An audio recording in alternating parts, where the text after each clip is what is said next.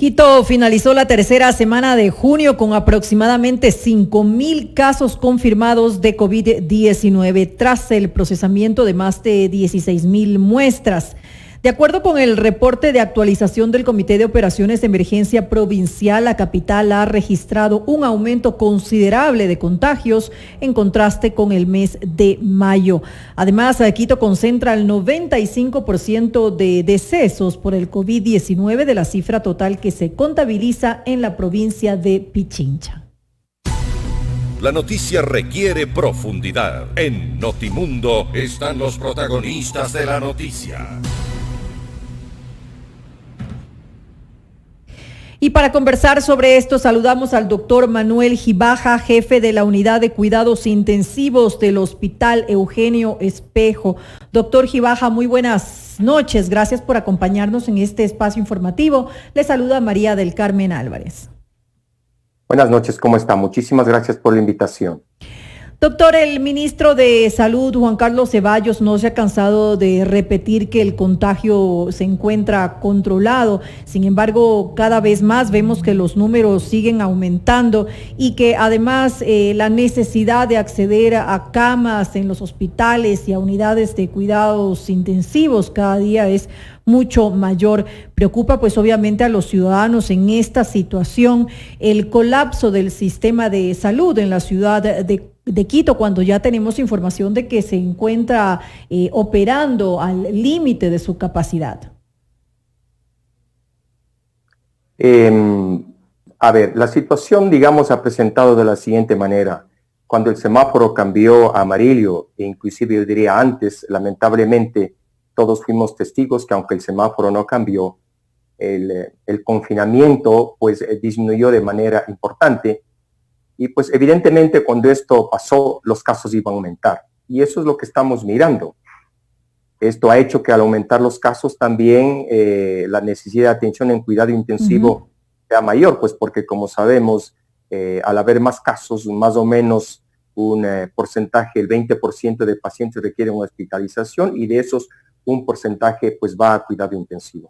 Y eso es lo que ha pasado, eso es lo que está sucediendo. De ese 20% que usted manifiesta que requiere hospitalización, ¿qué porcentaje de ese 20% requiere una unidad de cuidado intensivo?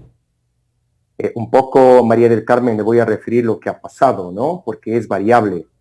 En Italia, en España, en la China, el porcentaje que se requiere de cuidado intensivo ha variado entre el 5, el 9% y 10%. Entonces, esa es la relación que tenemos que hacer. O sea, aproximadamente un 5 a 10% de los pacientes van a requerir estar en una unidad de cuidado intensivo y muchos de ellos en un respirador. Ahora, el no poder acceder a una unidad de cuidados intensivos le puede costar la vida a una persona definitivamente, y ese está convirtiéndose en un problema en nuestra ciudad, justamente porque faltan unidades de cuidados intensivos. El día de hoy el gobierno ha asegurado que se va a aumentar el número de unidades justamente para evitar que tengamos que pasar por esta falta de camas de cuidados intensivos. ¿Con cuántas camas cuenta el Hospital Eugenio Espejo y cuánto sería ese aumento según lo que ha informado el día de hoy el gobierno? En el caso nuestro, originalmente, antes de la pandemia, la unidad de cuidado intensivo del Hospital Espejo es la más grande de la salud pública, de los hospitales de la salud pública. 22 camas. María del Carmen, nosotros hemos aumentado 10 camas ya, es decir, tenemos 32 camas de cuidado intensivo. En estos momentos. ¿Y cuántas camas se han ofrecido ahora que supuestamente se van a aumentar el número de camas en la ciudad de Quito? Bueno, 10 ya se aumentaron.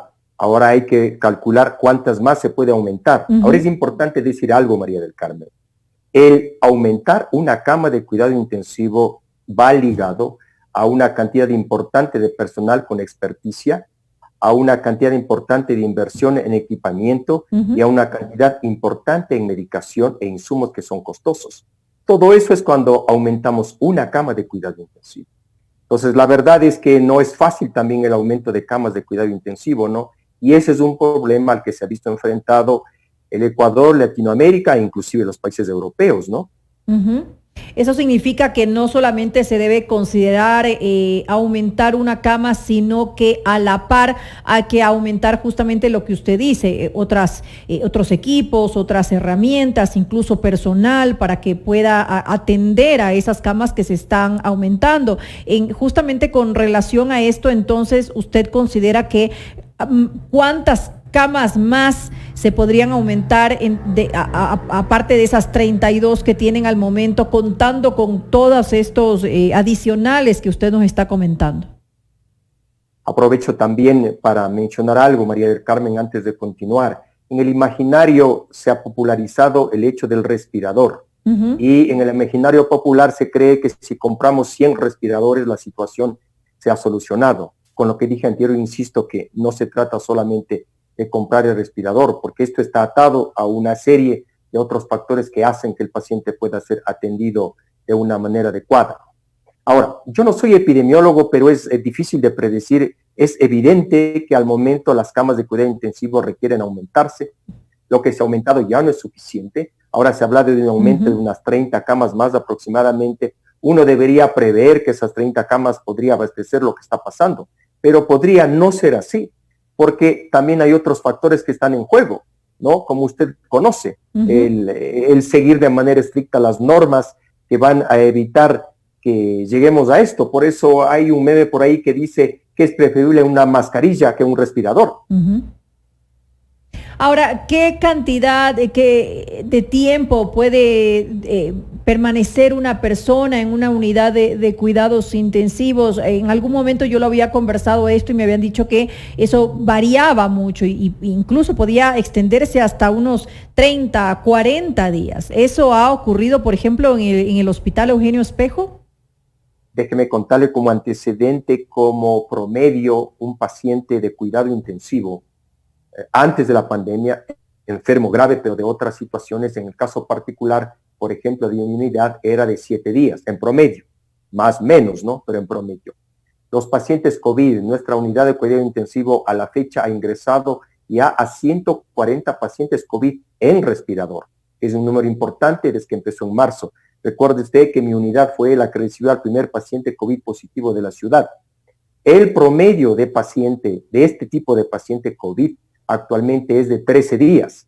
Entonces, esta enfermedad, este virus hace que la estancia en cuidado intensivo sea mucho más alta que lo normal. ¿Qué trae con esto consigo? Que el flujo de camas es mucho menor que en otra época de la pandemia. Y esto también ha dificultado el disponer de camas. Efectivamente, llega a haber pacientes que requieren 28, 25, 30 días más. No es la regla, pero efectivamente el promedio de estancia es mayor que lo usual. Así es.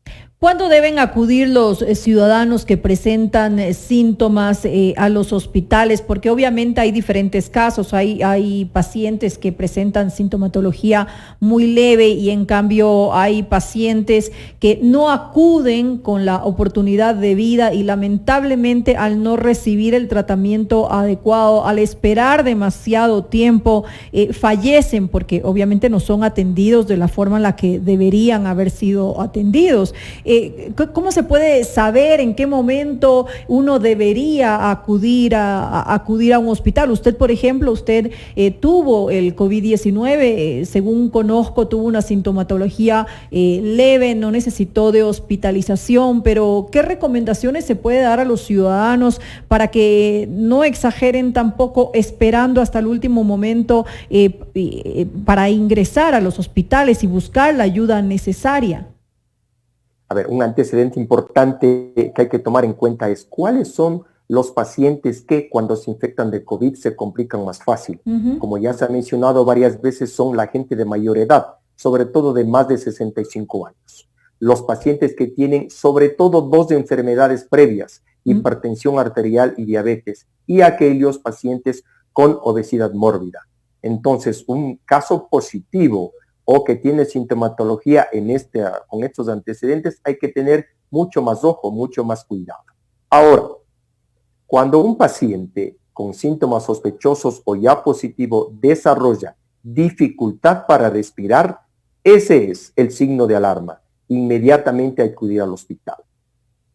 Pero es decir, los otros síntomas, ¿vale? Es decir, ¿cuáles son los más frecuentes? Los más frecuentes son la tos, la fiebre, cansancio, debilidad, dolor muscular y otra serie de molestias menos frecuentes, pero una es la que pone el signo de alerta en rojo, la dificultad para respirar. Pero ¿qué pasa si un paciente tiene, por ejemplo, tal vez no tiene dificultad para respirar, pero sí tiene fiebre de 39 grados? En ese caso, ¿cuál es la recomendación? Ahora, la fiebre es parte de la enfermedad. Como toda enfermedad viral da fiebre, ¿no? O sea, hay que tener presente esto, ¿no? Es decir, la fiebre no necesariamente es un signo de alarma porque es parte. Ahora, si la fiebre es alta, sí sería un signo de alarma para ponerse en contacto con el hospital. Usualmente estos casos cursan con 38 grados, pero evidentemente si un paciente tiene más de 39 grados, ya es un signo de alarma también para consultar. Ahora, cuando este tipo de pacientes presentan fiebre alta o muy alta, usualmente se acompañan de molestias como dificultad para respirar. Vienen juntas. Doctor, ¿los tratamientos que se han dado a los pacientes continúan siendo los mismos desde el inicio de la pandemia? Y le pregunto esto porque obviamente con una enfermedad nueva y desconocida, incluso la Organización Mundial de la Salud en algunas veces se ha contradecido en cuanto a los tratamientos. Entonces, aquí, ¿cómo estamos actuando en nuestro país con relación a esto?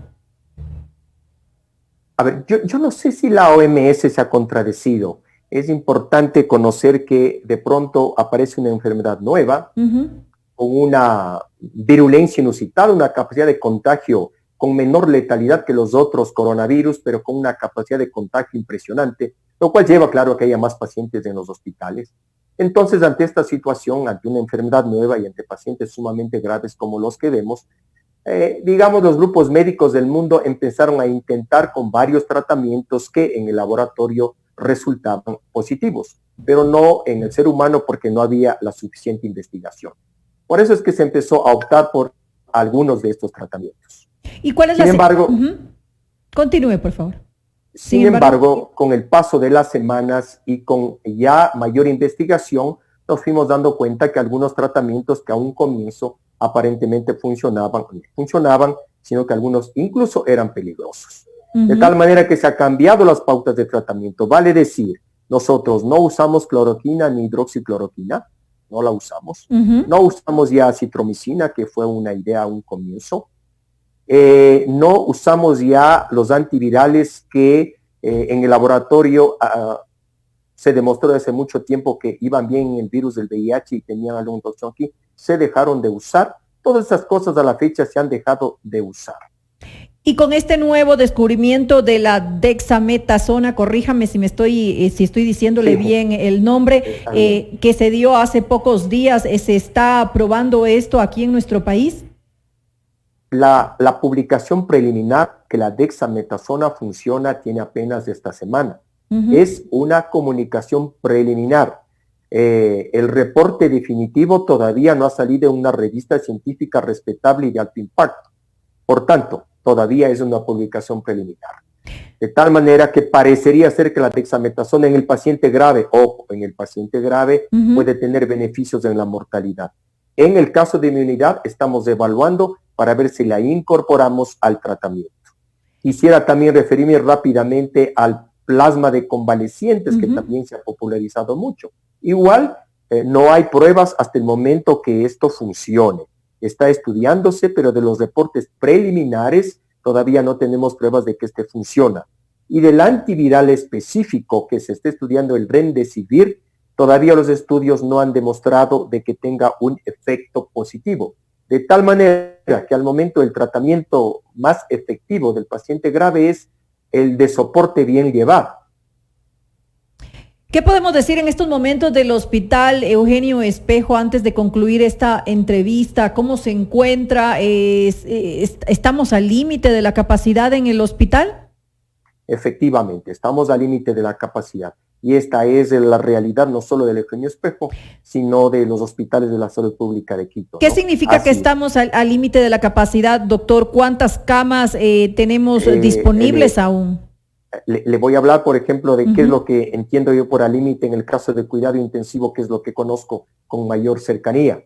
Es decir, estamos al límite ocupando el 95, el 90 y hasta el 100% sale un paciente y enseguida lo ocupamos. Estamos en esa situación de que, en el límite de que sale y ocupamos, en el borde de que esto no suceda.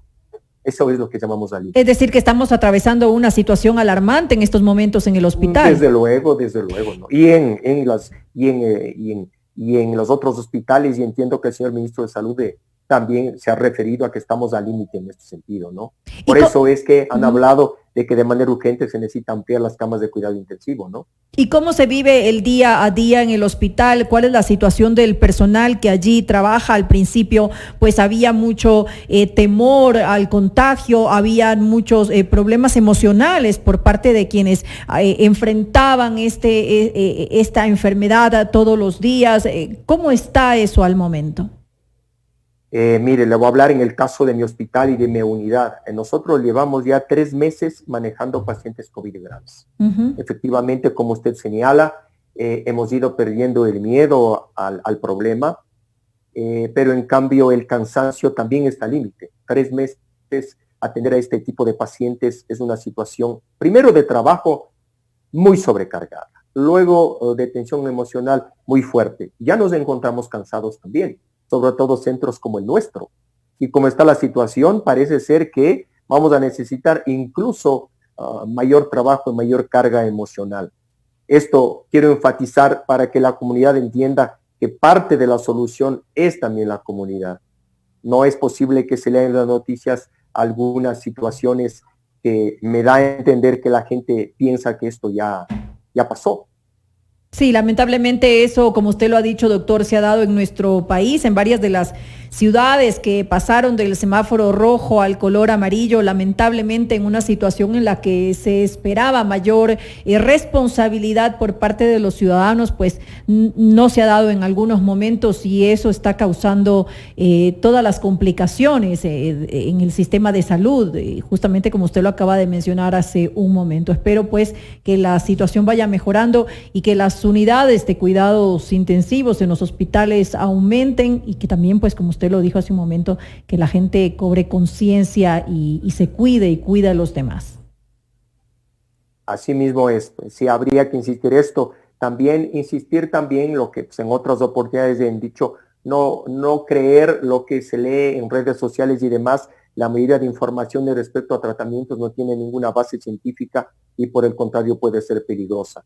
Además de cuidarse y seguir las medidas que se han recomendado, me permito insistir en esto, la dexametasona. La dexametasona es para los pacientes graves. Cuidado, empecemos, porque la dexametasona se lo puede obtener fácil en una farmacia. Así es. Muy barata. Hay que tener mucho cuidado de automedicarse, de ninguna manera es recomendado hacerlo.